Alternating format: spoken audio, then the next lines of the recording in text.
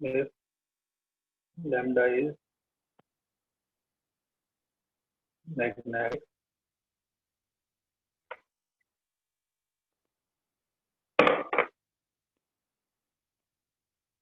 latitude, if lambda is magnetic latitude at any place,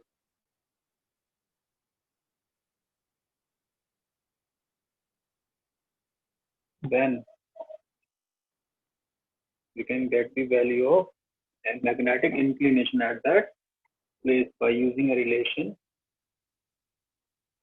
tan delta is equal to twice tan lambda.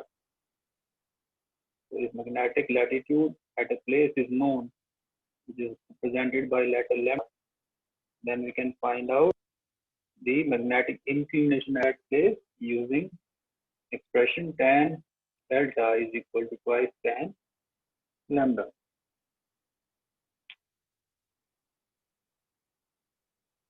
Magnetic dipole moment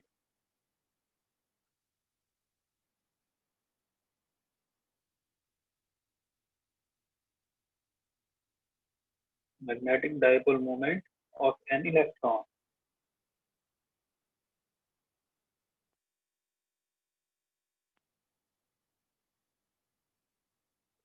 due to its revolution.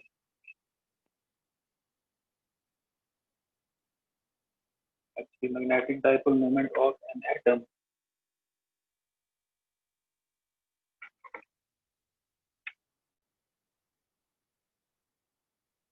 due to revolution of electron.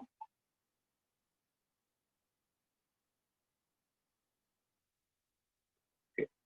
So this is also called Bohr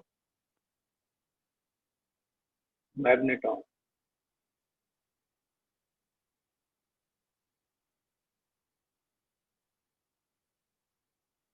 Okay, we know that in every atom we have an electron or electrons orbiting in orbit around the nucleus.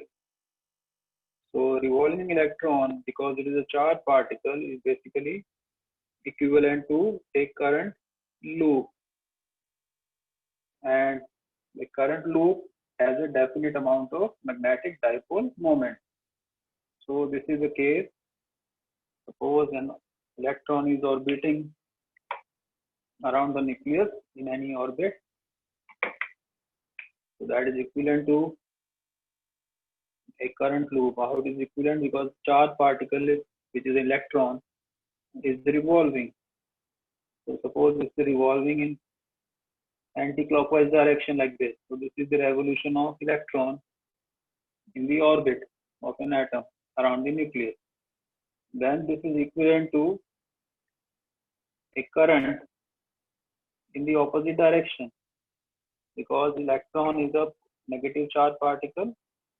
So conventional current we take opposite to the direction of the electron. So this is the direction of conventional current. So which in this case is the clockwise, because electron is orbiting anti-clockwise. So therefore direction of current will be in the clockwise direction. So because of this current, there is a definite amount of magnetic dipole moment associated with this atom.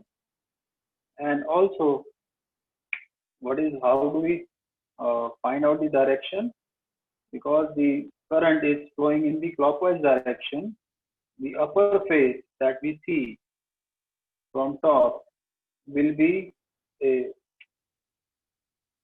south, will have a south polarity. South pole will act like a south pole, and the other face, the other side, will act like a north pole. So therefore, one face becomes south pole and the other face becomes the north pole. For example, this is the orbit of the electron, and the current is flowing in the clockwise direction. So what will happen? current is flowing in the clockwise direction like this. So the upper phase, this phase will act like a south pole, and the lower phase, if you see from the lower phase, the current from the lower phase is flowing in the anti-clockwise direction. So this will become a north pole, south pole and north pole, and the direction of magnetic lines of force inside the body is from south to north. So that is how that will be the direction of magnetic dipole moment, like, okay, from south to north. So I can draw it here.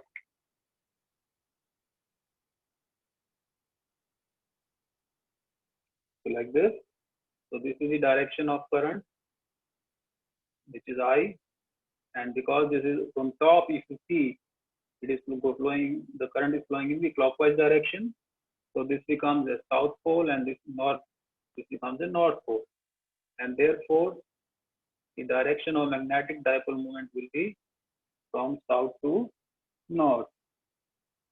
Okay, so that is how a magnetic dipole moment is associated with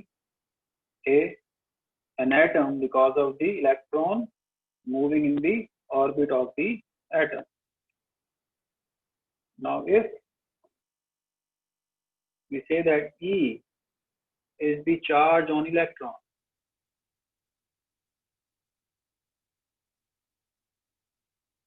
and the R is the radius of orbit in which it is revolving, and with uniform angular velocity. Let us say this is uniform angular velocity. Then the current flowing, the current I will be equal to charge per unit time. So what is charge? Charge on the electron is E, and T is time period. So capital T is the time period of revolution of the electron in the orbit. So we can, if we know omega, we can find out T. So we know the relation between omega and T. Omega is 2 pi divided by T. So T will be equal to 2 pi divided by omega. Okay. So we can write down this value in this expression and find out the current. E divided by 2 pi divided by omega will be equal to E omega divided by 2 pi. So that is the value of current. Now area of the orbit. Let us say it is represented by A will be equal to pi r square, where r is the radius of the orbit. So therefore magnetic moment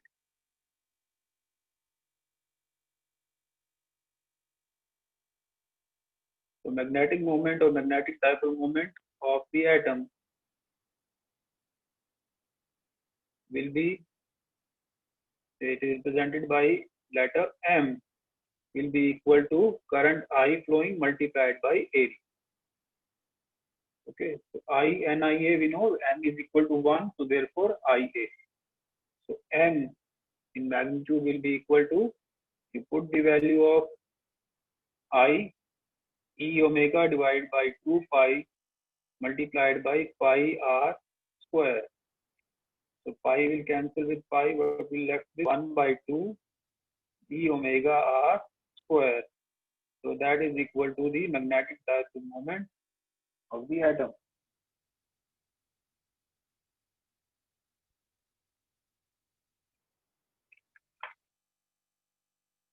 Okay, so this is expression. Now we can get another expression in terms of Planck's constant.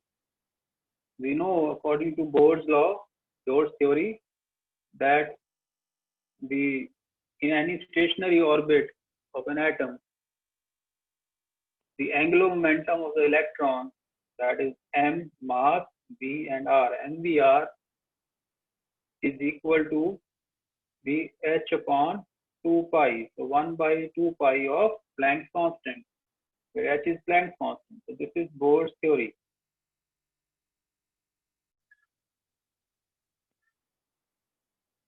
So in any stationary orbit of the atom, the electron revolves only if the angular momentum is equal to the integral multiple of h by 2 pi. So therefore, we can write down mvr is equal to n, that is integral multiple multiplied by h by 2 pi, where n is equal to 1, 2, 3 and so on. So this will denote the number of orbits. Which orbit it is given by n, which can be 1, 2 or 3. Okay. So now we know the relation between v and omega, because we know the value of omega. We are dealing with omega, so we can write down the expression for v is equal to r omega. So we can use it here.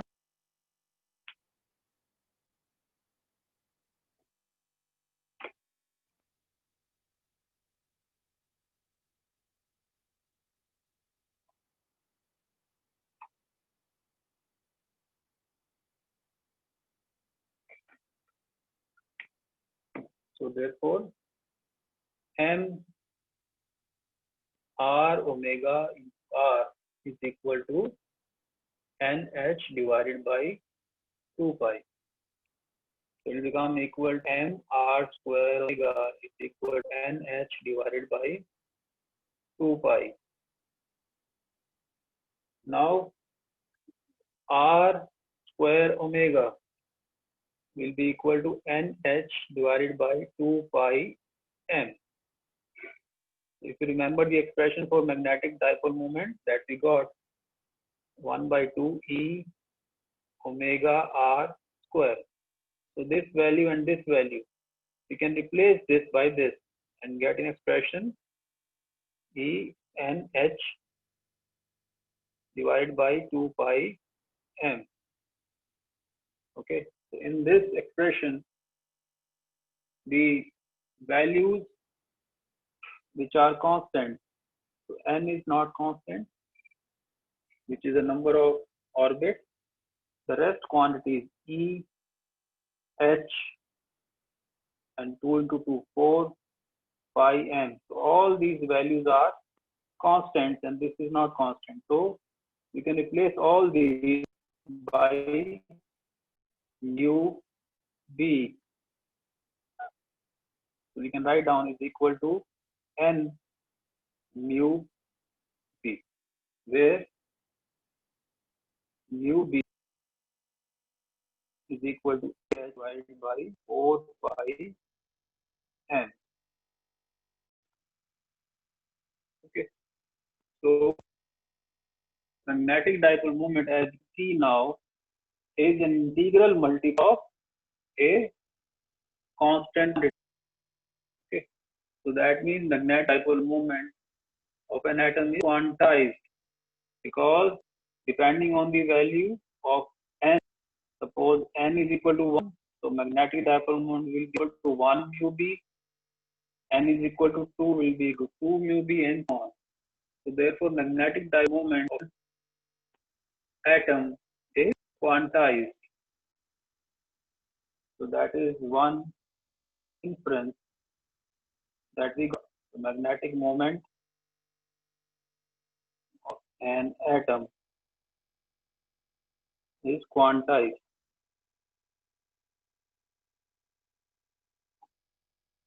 It will be 1 mu b, 2 mu, and so on, depending on number of stationary orbits we are discussing. And this value mu b is called the Bohr's magneton. So this mu b is called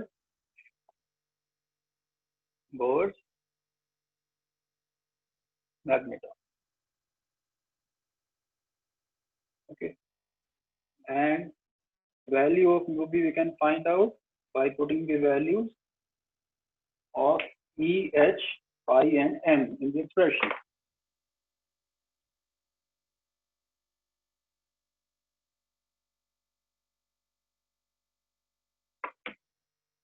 So mu b is equal to, the value of E is 1.6 10 to the power minus 19 coulomb.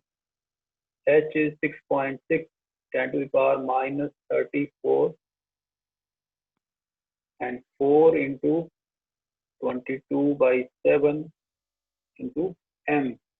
The value of M is 9 into 9.1 into 10 to the power minus 31 kg. Okay, so solving this, we get mu b is equal to 9.27 into 10 to the power minus 24, and the units are ampere meter square. So units you can find out by putting the units there. Units of mu b you can get. So we can now define mu b. So what is mu b or Bohr's magneton? Bohr's magneton is, it is the minimum.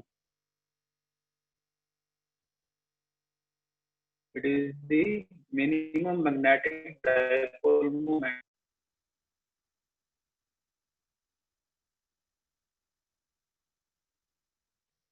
associated with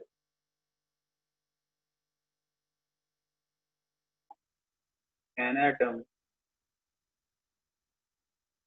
due to orbital motion of an electron.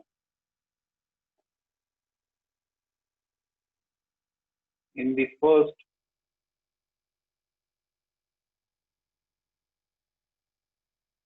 stationary orbit of the atom. So Bohr's magneton is, it is the minimum, because this is the minimum value of the magnetic dipole moment.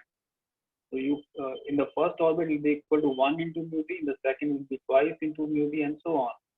So this is the minimum dipole moment associated with an atom due to the orbital motion of an electron in the first stationary orbit, okay, of the atom.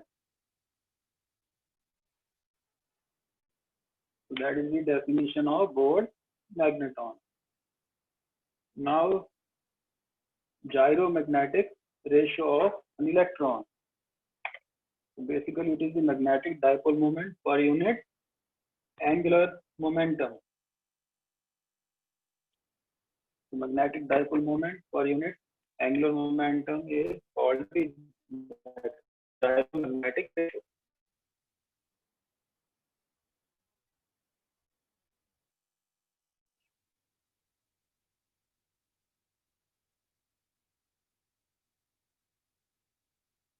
So by gyromagnetic ratio of an electron is equal to magnetic dipole moment divided by angular momentum, which is used as L. So magnetic, so I'll write down magnetic moment divided by angular momentum. So by putting the values that we got in the expression, we can write down EH divided by 4 pi m, that is magnetic moment, that is mu b, divided by angular momentum is given by h on 2 pi. So what we get is E upon twice m. Okay, so it will be equal to 1.6 10 to the power minus 19 divided by twice 9.1 10 to the power minus 31 is equal to 8.8 10 to the power 10 coulomb per kg. So that is charge per unit mass of the electron. So 8.8 10 to the power 10 kg or coulomb per kg. That is the magnetic dipole moment per unit angular displacement.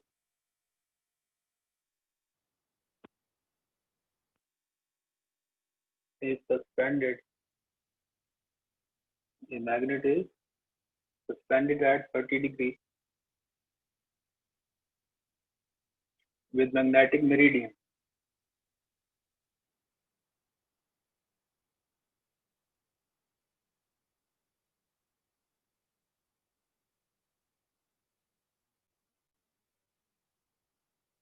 And it makes an angle of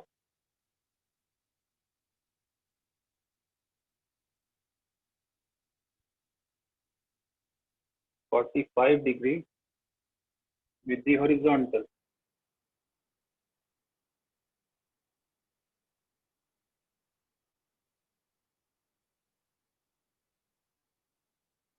What shall be the actual value of angle of this?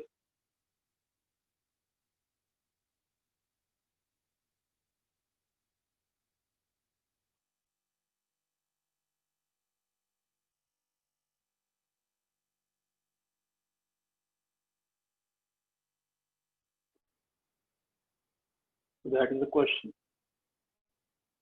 Now here theta is given, which is 30 degrees, and apparent dip, magnet is suspended at 30 degrees with the magnetic meridian. Okay, so in that particular plane, the angle of dip is delta 1 is 45 degrees, which is the apparent value. So you can say apparent angle of dip, and actual angle of dip we have to find out. So this is a very simple question. Let us say H is the horizontal component of Earth's magnetic field. Then tan delta is equal to V divided by H, where V is the vertical component. Now let H1 be the horizontal component